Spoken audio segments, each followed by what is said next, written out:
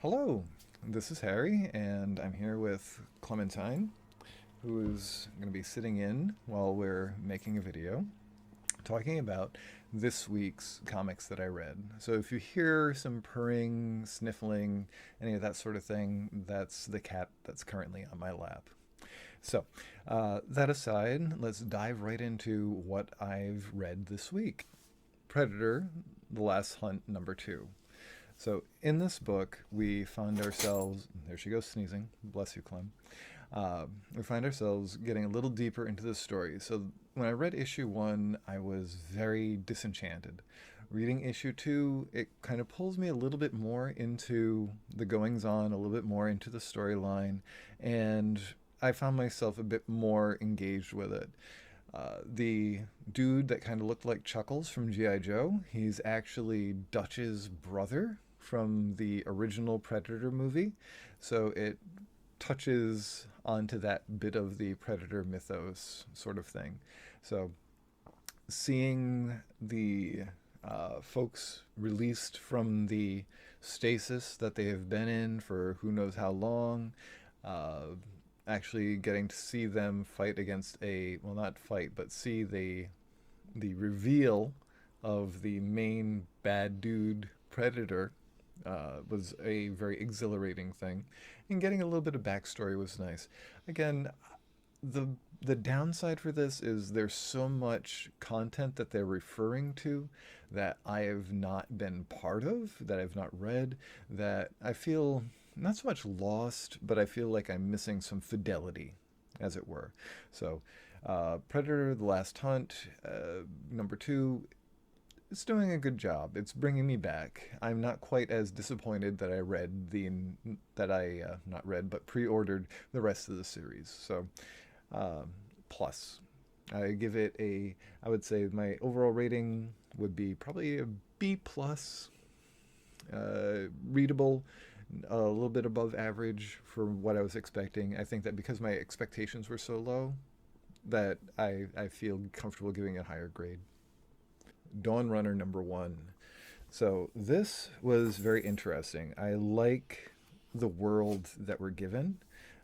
We find, well, number one, Ramvi is one of the names that goes on the cover.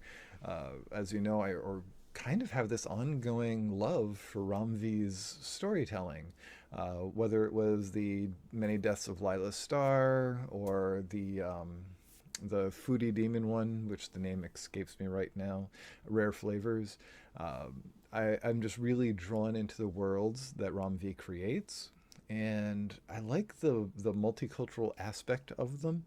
It feels more real because it's more the scope of it's much larger. And so Dawn Runner takes place in the future, and it's all about there's these big old kaiju monsters out there that had been a threat to humanity. Humanity on the global scale has reacted to them by creating these giant mechs to fight them. And now there's these big corporations that create these mechs, and Anita Marr is a pilot of one of these mechs, and she's out there to fight the kaiju, which they use a different term for them, which I forget off the top of my head, but they're kaiju, they're giant monsters, and it's like a sporting event. And I think that that's really interesting. So she is about to pilot one of the brand new mechs, which is the Dawnrunner. And she integrates herself with the mech on an entirely different level than the previous mechs that she's piloted. And when she gets inside of Dawnrunner, she starts seeing other experiences. This is very intriguing, and I'm looking forward to where it's going. The art gave me a little bit of vibes of Ghost in the Shell at times, and a little bit of Neon Genesis Evangelion. So, very intriguing. I'm excited to see where it's going to go. Number one hooked me immediately. I'm into the world, and I'm looking forward to seeing where it's going to go. The Nasty number eight, and this is the finale of the Nasty. And I tell you, they did it well. They did it justice. The horror fest comes to town, and the kids who made their homemade version of House of the Creeping Flesh eventually come out and they say, "We do not have the actual movie. We have made our own version of it and we're going to show it." The Horror Fest people are a little bit upset about that, but at the same time, it's what manages to bring the town together to actually give the movie a chance, because there's been this like parents group that's trying to boycott the movies, and knowing that it is something that was produced in town, and then they start learning about the passion involved by the kids that did it, they decide to give it a chance, and lo and behold, they see that it's not just a horrifying experience, that there's a lot more to it. And it really, really brought the whole series home. It stayed very true to the vibe. It closes off all of the bits that need to be closed off. All the loose ends are tied nice and tight, and they leave just a little bit of a juicy dangler at the end. Just a little bit. Enough that if they wanted to do another series, they could, but I don't see there to be a need. I'm perfectly content with everything that they did here, and if there's another bit that comes out, I don't know that I need it. But what I've read here, what I've experienced here, I'm 100% happy with it. I would go ahead and give it a nice solid A. Um, Actually, going back to Dawnrunner, before I forget, I also give that a nice solid A. A to A minus. Very good. But back to forward. The Nasty, very good. The whole series concluded very nicely.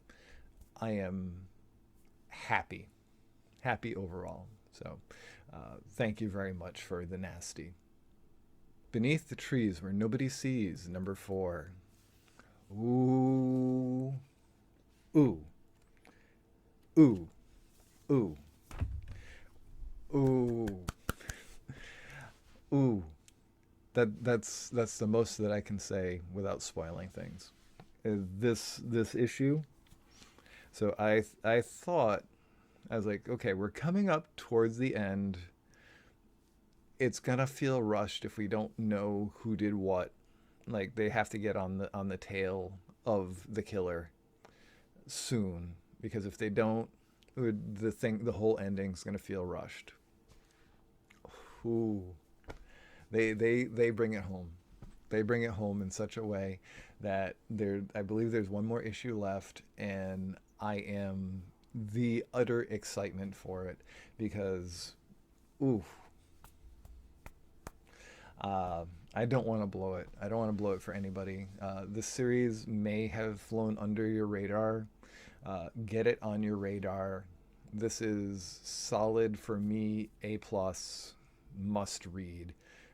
I've not recently read a better book than this.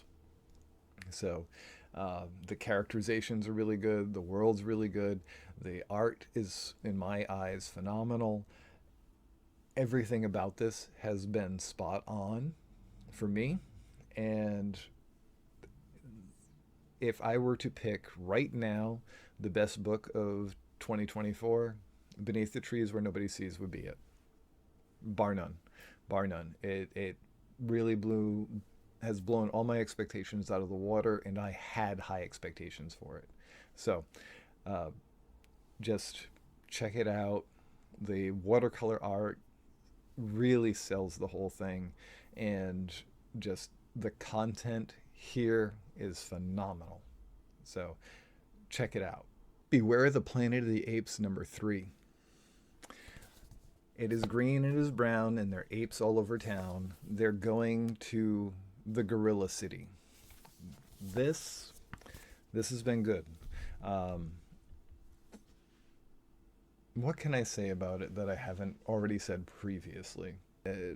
Not a lot, except for the gorillas are my favorite of the apes, and we get to see a whole guerrilla society, so a militaristic society that's right underneath the noses of Ape City, which is the main Ape City that we know from the movies.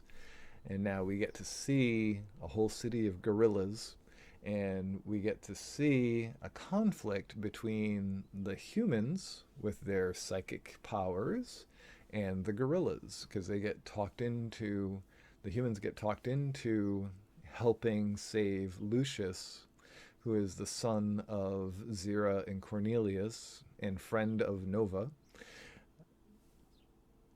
because it's found out that the apes, the gorillas, I should say specifically, intend on doing harm to Ape City. And if the gorillas intend on doing harm to Ape City, what are they going to do to the humans? So the humans decide that they're going to help Cornelius and Zira and Nova recover Lucius, hit the gorillas before they hit anybody else, and this ends pretty much how you expect it will end, because there's more issues left, and so we got a nice little cliffhanger at the end. This was good. A little bit above average. I give it probably C plus, B minus, somewhere in there. I wanted a little more from it, but I got enough.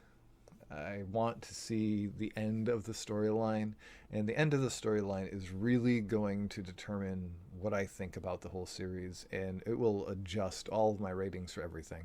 Because if this ends terribly, all these like B's will become C's, my C's will become D's, my D's will become F's, and that's the end of it.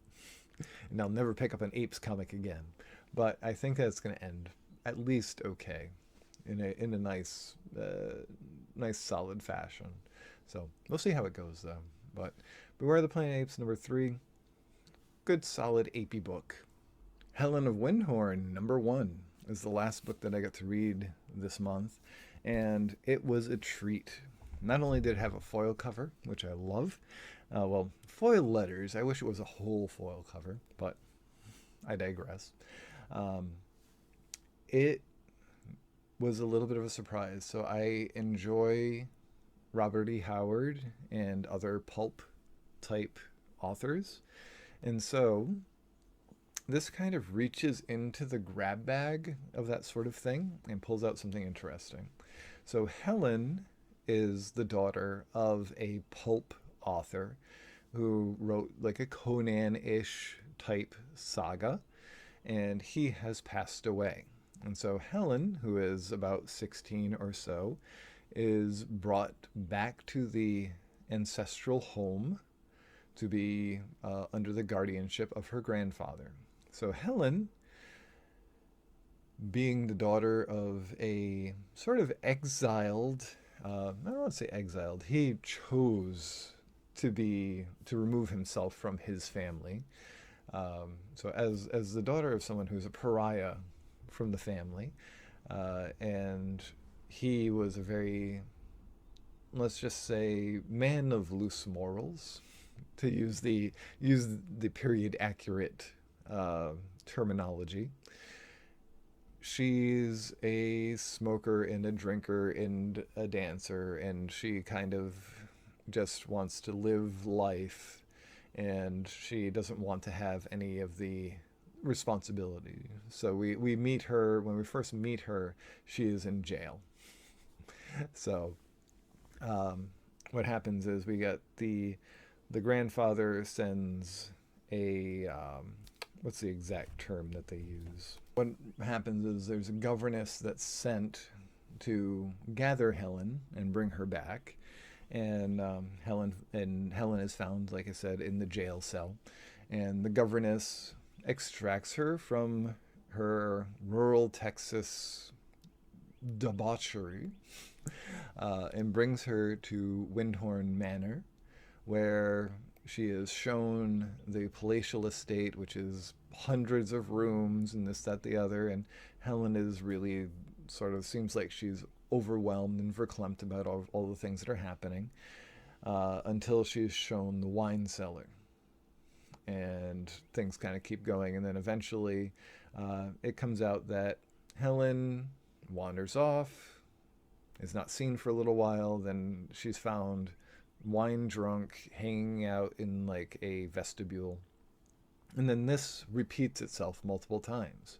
And the other thing that repeats itself multiple times is after she's passed out, they bring her to her bedroom, they put her to bed, blah, blah, blah, blah, blah. And then, sometime in the middle of the night, she creeps to the governess's room and gets into bed with her because she's scared, because she's seeing monsters outside. Strange, yes? Grandfather has been away. He's not been back, but he's due back within like a month or so. And both the governess and the butler of the house are trying to rein in Helen's behavior, but it just keeps going on and on like this. They lock the wine cellars out, but she's already extracted goodness knows how many wine bottles from the wine cellar, and she's turning out wine drunk every night, and they put her to bed, and then she goes on and on about monsters. So eventually there's one night where Helen is not in the house, but out of the house and in distress. The governess goes to see what's going on, and lo, the monsters are real. Not only are the monsters real, but Granddad has come home, and he is not what you expect. I really like this. This was really good. I hate to give out so many like big A ratings, but I'll give Helen of Wyndhorn a solid A. It's a great start to the story. I'm really wondering where it's going to go. I kind of figure I know. She's going to eventually grow into being a mythological hero, perhaps. So, but we'll see what happens. I'm very intrigued, deeply intrigued, and like just immediately buy into the world. So. But that's what I read for the week. Overall, it was a really good week of reading. I've got through 6 books, which ain't bad. But I want to get through more. I want to get current because I already got a new DCBS order, which I will go through in the next video. Aha! I thought I was going to do it now. No. I'm going to try to break up things a little bit, keep things a little shorter. I have a long form video that's going to be coming out. It's Giacomo and a couple friends working on making characters together for our upcoming Savage Worlds game. And overall, that's going to require a bit of editing, a bit of work. I just did the first pass of editing. The video is 45 minutes right now, and I know that I can make a lot more cuts, and I have a bunch of little editing things to do. So we'll see how that goes. Other than that, if you want to see more, if you want to delve deeper into any of these books, feel free to drop me a message, and I will certainly get a little deeper. Other than that, I hope you have a wonderful week. We will see you next week, where I'll be doing probably my DCBS pull list for everything that I got in this week. And then we'll also go through the comic reviews for what I managed to read in the week ahead. What I read in the week ahead. So, thank you for your patronage. Thank you for your patience while watching this video. I hope that you enjoyed the sort of different format. I'm going to be playing around with how I do these reviews and how I do my haul videos and all of that. And just let me know what you think. All right? So I'll talk to you later. Have a wonderful week. We'll see ya. Bye.